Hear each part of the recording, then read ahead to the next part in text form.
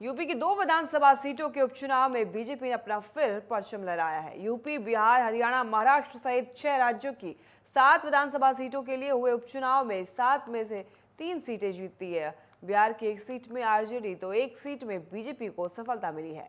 वहीं हरियाणा की Adampur seat BJP के पक्ष में गई। तेलंगाना में भी बीजेपी और टीआरएस के बीच कांटे का मुकाबला रहा। इन परिणामों के अलग अलग मायने निकाले जा रहे हैं। विधानसभा चुनाव में बीजेपी की शानदार जीत हुई। 6 राज्य विधानसभाओं की 7 सीटों पर हुए चुनाव में बीजेपी को अच्छी सफलता हासिल हुई है। यूपी की गोला गोकर्णनाथ सीट पर फिर से जीत हासिल की है। बीजेपी के उम्मीदवार अमन गिरी को इस सीट पर 32,000 वोट से जीत हासिल हुई। गोला गोकर्णनाथ सीट भाजपा विधायक अरविंद गिरी के निधन के कारण 6 सितंबर को रिक्त हो गई थी। इस सीट पर उपचुनाव में कांग्रेस और बसपा हिस्सा नहीं ले रही थी, इसलिए सपा उम्मीदवार और गोला के पूर्व विधायक विनय तिवारी और भाजपा के अमन गिरी के बीच सीधा मुकाबला रहा, लेकिन चुनाव लगभग एक तरफा रहा। बिहार की 2 सीटों में से गोपालगंज में बीजेपी ने जीत हासिल की, तो वहीं मोकामा सीट पर आरजेडी के पक्ष में जीत आई। जेडीयू के बीजेपी से अलग होने के बाद पहली बार हुए इस उपचुनाव में सीएम नीतीश कुमार चुनाव प्रचार में नहीं गए थे। उन्होंने अपने स्वास्थ्य खराब होने को इसकी वजह बताया था, लेकिन इसके पीछे सियासत भी देखी गई। दरअसल नीतीश बीजेपी से अलग होने के बाद किसी तरह की पराजय की जिम्मेदारी अपने ऊपर नहीं लेना चाहते थे। साथ ही मोकामा सीट को लेकर कुछ पेच भी थे। बीजेपी ने खासकर गोपालगंज की सीट को हासिल करने के लिए खासी मेहनत की। बीजेपी के लिए इस सीट की काफी अहमियत है। बिहार की गोपालगंज सीट से भाजपा ने कुसुम देवी को मैदान में उतारा। कुसुम देवी दिवंगत विधायक सुभाष सिंह की पत्नी है। यहाँ से राजद ने मोहन गुप्ता को प्रत्याशी बनाया था। वहीं बसपा ने भी पूर्व सीएम लालू यादव के सारे साधु यादव की पत्नी इंदिरा यादव को अपना उम्मीदवार बनाया। बीजेपी की कुसुम देवी ने 2183 मतों से जीत हासिल की। वहीं बिहार की मोकामा सीट पर आरजेडी ने जीत हासिल की है।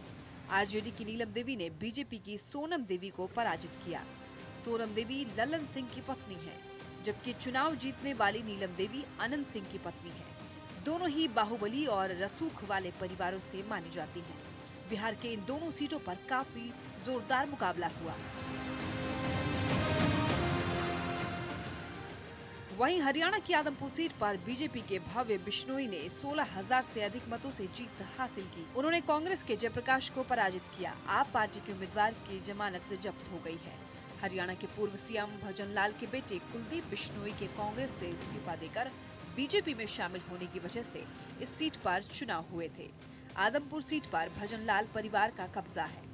भजन लाल इस सीट पर 9 बार चुनाव जीते हैं।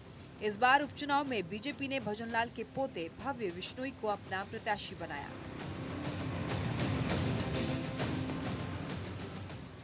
हरियाणा में जबकि बीजेपी का मुकाबला कांग्रेस, एनएलओ और आम आदमी पार्टी से था। वहीं महाराष्ट्र की अंधेरी ईस्ट सीट पर उद्धव गुट की प्रत्याशी ऋतुजा लटके ने जीत हासिल की है। इस सीट पर बीजेपी शिंदे गुट ने अपने प्रत्याशी को चुनाव मैदान में नहीं उतारा। शिवसेना की टिकट पर रमेश लटके इसी सीट पर जीत कर आए थे। उनका निधन होने पर ये सीट खाली हुई।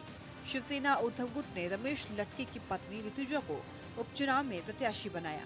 पहले शिंदे गुट ने इस सीट पर पूर्व पार्षद रमेश पटेल को उम्मीदवार बनाया था, लेकिन बाद में दिवंगत रमेश लटके के सम्मान में शिंदे गुट ने अपने प्रत्याशी का नाम वापस लिया।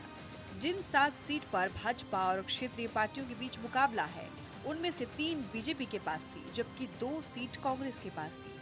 भाजपा का तेलंगाना में मुकाबला तेलंगाना राष्ट्र समिति से, उत्तर प्रदेश में समाजवादी पार्टी से और ओडिशा में बीजू जनता दल यानी कि बीजेडी से था। तेलंगाना की मुनुगोडे सीट पर टीआरएस और बीजेपी में जोरदार मुकाबला हुआ। यहां टीआरएस बीजेपी से आगे रही। बीजेपी ने ओडिशा में धामनगर सीट बरकरार रखी है। बीजेपी के विधायक विष्णु चरण सेठी के निधन के कारण ये उपचुनाव हुआ। बीजेपी ने विष्णु चरण सेठी के बेटे सूर्यवंशी को चुनाव मैदान में उतारा। इस सीट पर बीजू जनता दल ने अंबती दास को अपना प्रत्याशी बनाया था। सहानुभूति के वोट सूर्यवंशी सूरज के लिए पड़े।